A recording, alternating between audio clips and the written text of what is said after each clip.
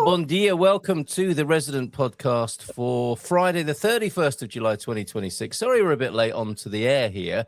We were arguing over which pieces to do. There is so much news, is there not, Natasha? What a frenzied time this is. How are you this week? It is a frenzied time. You're right. It's a frenzied time everywhere. And I think that's part of the problem, isn't it? We're in this time where we're all so distracted by, a lot of the time, things that shouldn't matter. And Yes, then the well things said. that should matter are kind of pushed into the background.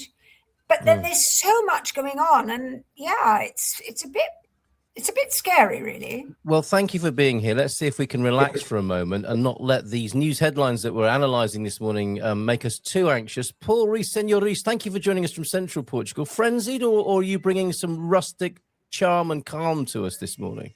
We'll bring some rustic charm. Yeah, I mean it's the silly season for news. Everyone's on holiday. Everyone's using AI to fill up websites and newspapers. But the central region is remarkably calm. Everybody's very relaxed. There's very few fires. The fire service is pouncing quickly should anything pop up. And there's lots more tourism I've noticed this year. You can tell by the number plates, basically, and the amount of camper vans. And it's just a really nice, pleasant time. It's everything I've been saying all year, plus 20%. Wow, Paul. Right. Well, great to have you here, bringing that peacefulness with you. Maybe Natasha and I are in Algarve, Lisboeta, Silver Coast bubbles of anxiety, and we need to get to central Portugal more often. Definitely. Right. Okay. Well, let's go back to the fires that you mentioned. We are well and truly into fire season, no question about that. But mainly in the north, it would appear, Natasha. You've been keeping an eye on this. Yeah, I mean, with all the fuss that's being thrown around about this Interior Minister, he has got things very well organised, as you say, Paul, and fires on the whole are being leapt on and snuffed out very fast. But unfortunately, in the north, it just hasn't worked because of the winds, because of the fact that they are really it must be the state of the land as well, and the fact that it starts in these very difficult to access forested areas. But the fire that started in Valpaços on Tuesday afternoon, they thought by Wednesday that they had it kind of 80% dominated. And I thought, let's hope. And it isn't. It's back on three fronts. It's gone into Mirandela. It's gone into another municipality called Vinhais in Bragança. Oh. I can't remember what it was, the website you told me about, Carl. Oh, fogosagora, yes. Fogosagora. Say it again? Fogosagora, as in fire now. Okay. I'll put a link to it. Yes. Well, I've got that up, and I must say I didn't make much of it. But the fact is, we've got another fire that started in Spain, and I think has now come into Portugal, which is around Chaves. So there's a real mess going on in the north, and it's so tragic. Some villages, quite a number of villages have been evacuated. People have been corralled into Junta de Freguesia, I think, in Vinhais, was it? Oh, really? So evacuations, Bordeaux style for Portugal? Yeah, but not in the same quantity, obviously, of people. No, and nothing like Crete, where they managed to evacuate 8,000 people. Can you imagine that? It's extraordinary, isn't it? That many people on the move seeking it's refuge. Absolutely terrible. And then while we're all looking at the fires, you've got hundreds of Moroccan men swimming into Spanish Ceuta. Yes. I mean, it's just a crazy time. We might come back to that because that was pretty shocking footage that was flooding sites like X, perhaps overdone or orchestrated, something quite weird going on there. But if we have time, we'll come back to that and we'll get a correct pronunciation on it as well, because I don't know how to say Uta, you say, Natasha. Is that right? Is that how you say that? It's funny because all of you, the two of you on my screen have just frozen. I think my screen is having a bad time. No, we're seeing you fine. We're hearing you fine. Yeah, we're hearing you fine. Just a very quick update then from fogosagora here. Fogos.pt is the traditional reference point for fires. This is for wildfire nerds in a sense. This is much more complicated, complex, I should say, and deeper diving and analytical. But there's a good snapshot here. Currently, at just after 9 on Friday morning, 31st of July. There are 1,278 operatives using 417 vehicles and 6 aircraft at the moment on 30 active fires. And as you say, Natasha, we've got this just near the border here, two very large fires. And with this particular system, you can lock in like that and see what's going on as though you're there. Thankfully, you're not, but it's a very, very granular and in-depth approach. Yeah, but you can see the Valpaços fire is just enormous, isn't it? Yes, indeed. And I thought, as you said, it was concluded, but it seems to have reignited. It just keeps moving. World travellers with us, it's the winds and firefighting aircraft cannot fly at night. I saw some terrible, I think it was in where you were saying in Greece, the winds were so strong and obviously whipping up the flames, the shamash as well. But that's so because when the fires get to a certain temperature, they create their own weather, you see, and they create their own winds.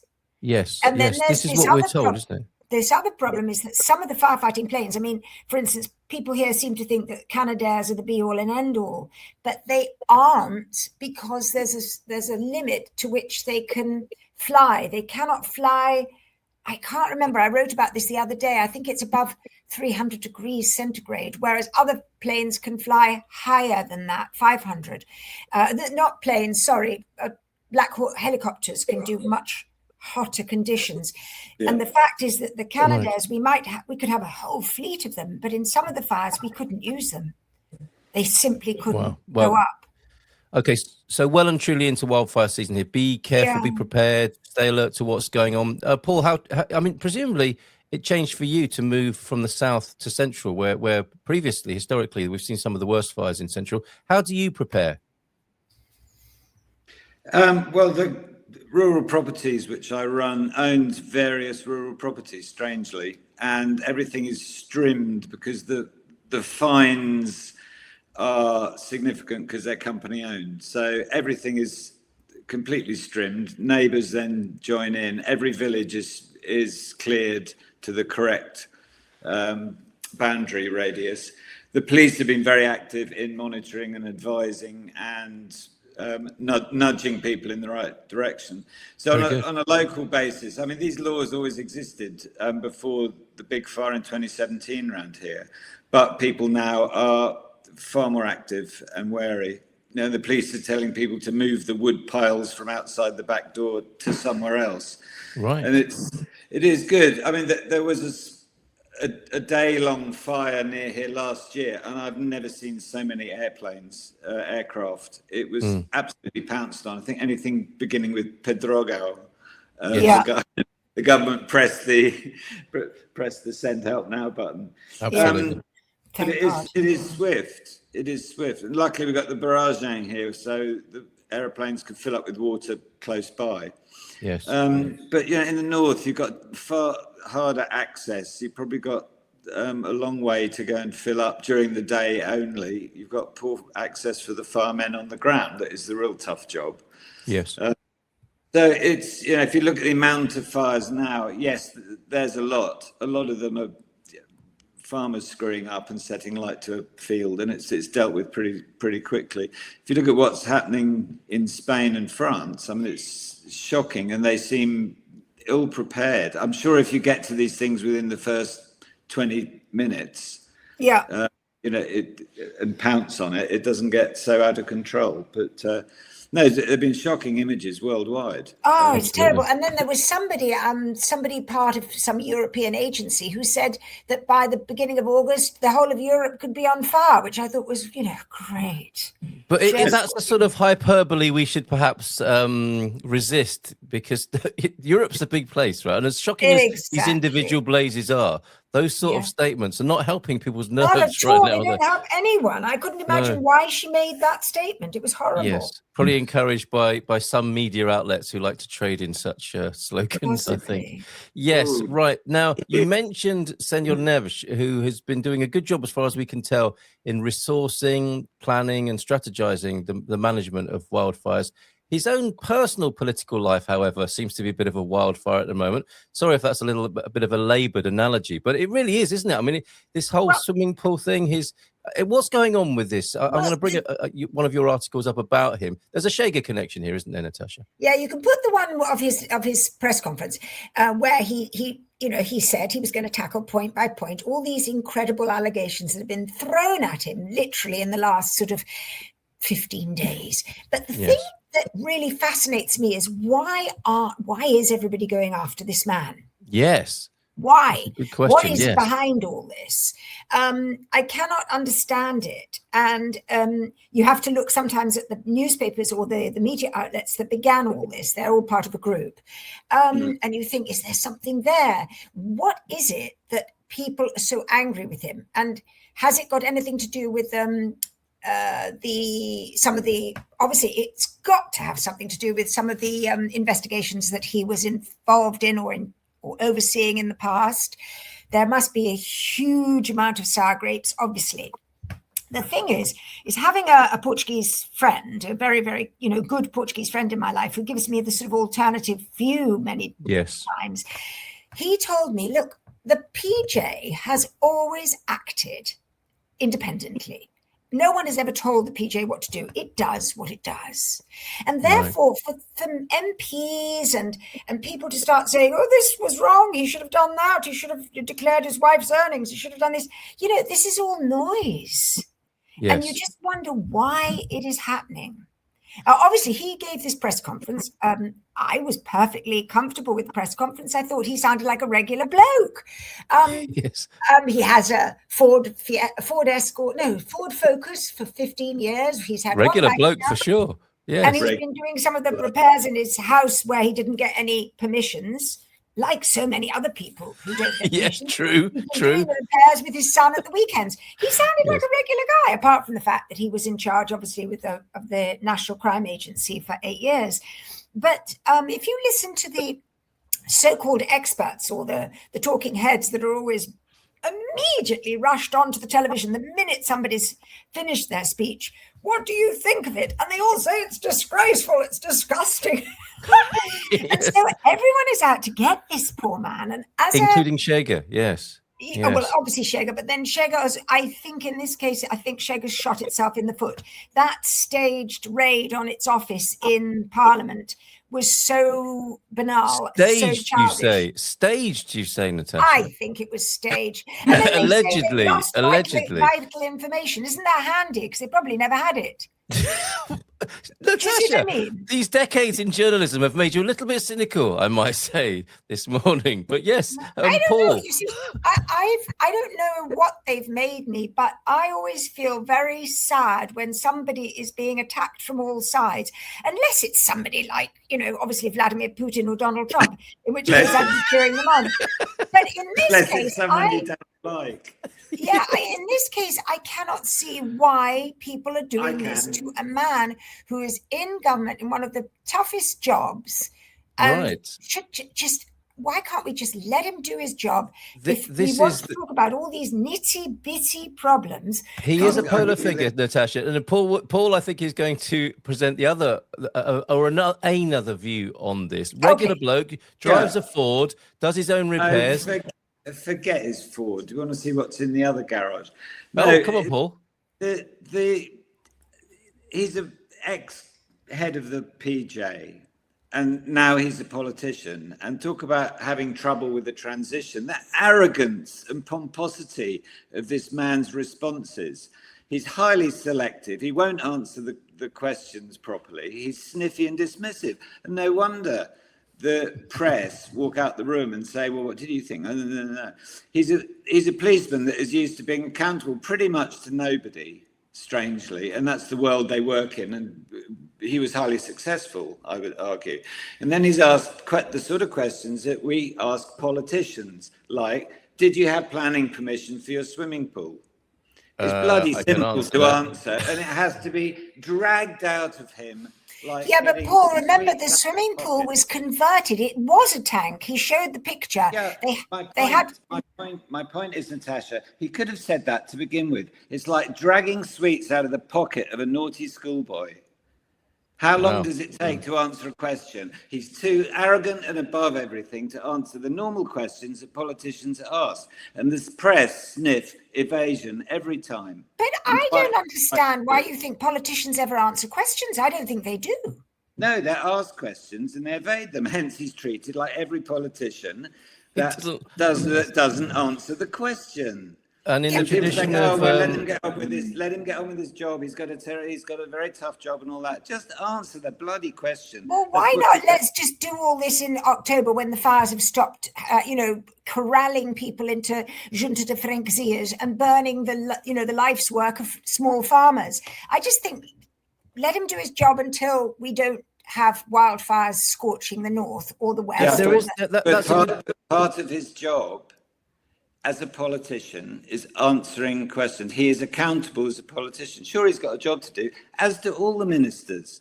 Just answer the question and move on. He is not answering the question. And he's not helping himself. Is he? Then being annoyed because he can't move on, and then saying, "Well, it was only a tank." Yes. And I did the concreting myself. After how long? 10 days? 2 weeks? Come on. Are you still talking about my swimming pool? You might paraphrase Donald Trump there. So, yes, very, very, very interesting, this situation. Apparently, we have no idea. I think Rui is talking to us, Portuguese Rui, joining us, Correa. No idea at all. Well, perhaps you could help us out here. Natasha, you make a good point, I think, because both of you do.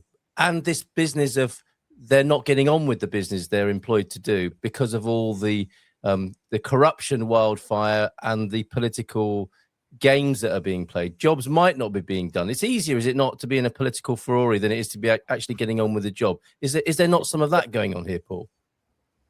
I don't think they welcome it. I think they get huffy because they're above it. You know, yes. But I find that with all the governments are like that. If you think about it, the Prime Minister's like that as well. He never answers questions. Yeah, exactly. And he gets criticised for it. And I'm not going to not criticise someone just because they've got a job to do tackling the internal problems of the country. You know, if they did one thing better, they'd have more time to get on with their job. And they're all the same. They're all above us. They're all, they are not that they feel they're not accountable. Just answer the question, however difficult it is, and then people say, "Oh, okay, he made a mistake. He didn't register that company, or whatever." Okay, let's say, okay, you've got your view, and I understand that, but let's also look at all the things that have been said about this man in the last 15, 16 days. It's getting ridiculous. Even there was a story about a Bitcoin wallet that went missing. It's got nothing to do with him at all. But now the Bitcoin wallet is worth 500,000, and now the state might have to pay back. It's all like, why is everybody gunning for him to collapse? What is it? What's the big deal? You know, what is behind this? Yes. Well, do you think that will emerge, Natasha? Or will it just be same old? No, I think I was hoping that he was going to reveal it at the press conference, that he knew perfectly well who was behind this and why. But there is some force behind this, and it's very interesting. And I think that's the real story, because all these misdemeanors, you know, if you dig behind anyone, and I'm talking anyone, you find that they haven't done this and they haven't done that. Yes, or that is also true. But to take Paul's point, he could say that, couldn't he? He could say, look, I messed up with the swimming pool. I'll let you be the judge of that, but I need to get on with my job now, rather than stop talking about the swimming pool. I've got a job to do. It's a bit like Boris Johnson was like this, wasn't he? His supporters would say, he's doing his best, leave him alone. And for some people, that's not enough, is it? Yeah, but I'm not necessarily his supporter. I just don't like this mass baying of hounds and this throwing of every possible allegation. I just don't understand why it's coming. Yes, well, it's some rich ground for satire, I think. I mean, what are they going to find next? That he that he faked something as a sixth former at school? Well, they might find, like Paul says, that he has another garage with a roller in it. I don't know. Haven't we all, though, to be fair? Right, okay. Right. At least whilst they're looking for his, they're not looking for my roller in my garage somewhere. Good. Okay. Right. If all else fails and the heat is not removed from Senor Neves, we can go to Comporta and forget all our troubles. Paul, you're bringing mention of Comporta, our illustrious editor. Ines Lopes has written about Comporta here. I don't think you're a fan of the place, Paul, for some reason. No, I mean, with me, Comporta goes back to Ricardo Salgado, the collapse of Banco Espírito Santo, the breaking up of the estate, the corruption in Luxembourg. It just goes back and back, and that's when the estate was family owned. I think the Espírito Santo family owned it since the 50s. It was owned by a British company before then, right.